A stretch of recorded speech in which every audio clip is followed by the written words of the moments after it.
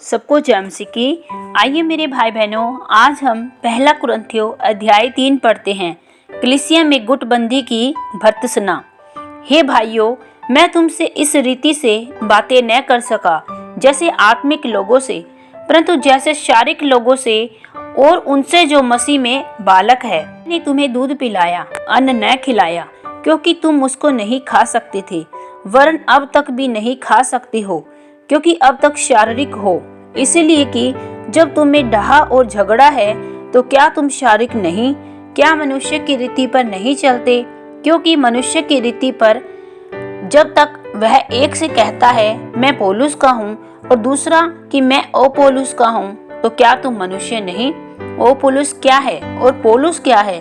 केवल सेवक, जिनके द्वारा तुमने विश्वास किया, जैसा हर एक को प्रभु ने दिया।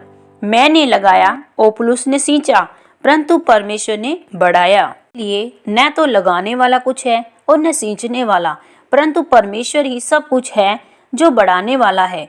लगाने वाला और सींचने वाला दोनों एक है, परंतु हर एक व्यक्ति अपने ही परिश्रम के अनुसार अपनी ही मजदूरी पाएगा, क्योंकि हम परमेश्वर के सहकर्मी हैं।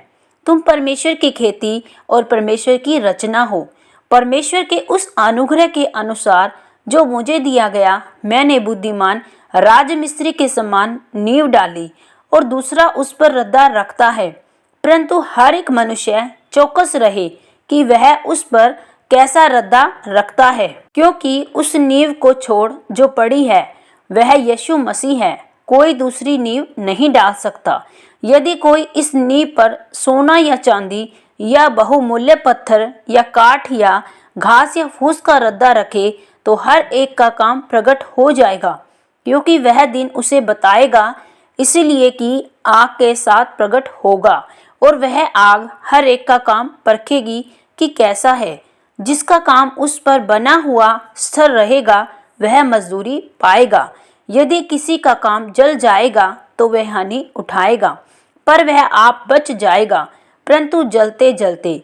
क्या तुम नहीं जानते कि तुम परमेश्वर का मंदिर हो और परमेश्वर का आत्मा तुम में वास करता है? यदि कोई परमेश्वर के मंदिर को नष्ट करेगा तो परमेश्वर उसे नष्ट करेगा, क्योंकि परमेश्वर का मंदिर पवित्र है और वह तुम हो। कोई अपने आप को धोखा ना दे। यदि तुम में से कोई इस संसार में अपने आप को ज्ञानी समझे तो मूर्ख बने कि ज्ञानी हो जाए, क्योंकि इस संसार का ज्ञान परमेश्वर के निकट मूर्खता है। जैसा लिखा है, वैज्ञानियों को उनकी चतुराई में फंसा देता है, और फिर प्रभु ज्ञानियों के विचारों को जानता है कि वे व्यर्थ है। इसलिए मनुष्य पर कोई घमंड ना करे, क्योंकि सब कुछ तुम्हारा है। क्या पौलुस, क्या अपोल्लोस, क्या कैफा, क्या जगत, क्या जीवन, क्या मरण, क्या वर्तमान, क्या भविष्य, सब कुछ तुम्हारा है, और तुम मसीह के हो और मसीह परमेश्वर का है। आमीन। प्रभु आप सबको कुरिन्थियों पुस्तक सुने जाने पढ़े जाने पर बहुतायत से आशीष और बरकत दे। सबको जय मसीह की।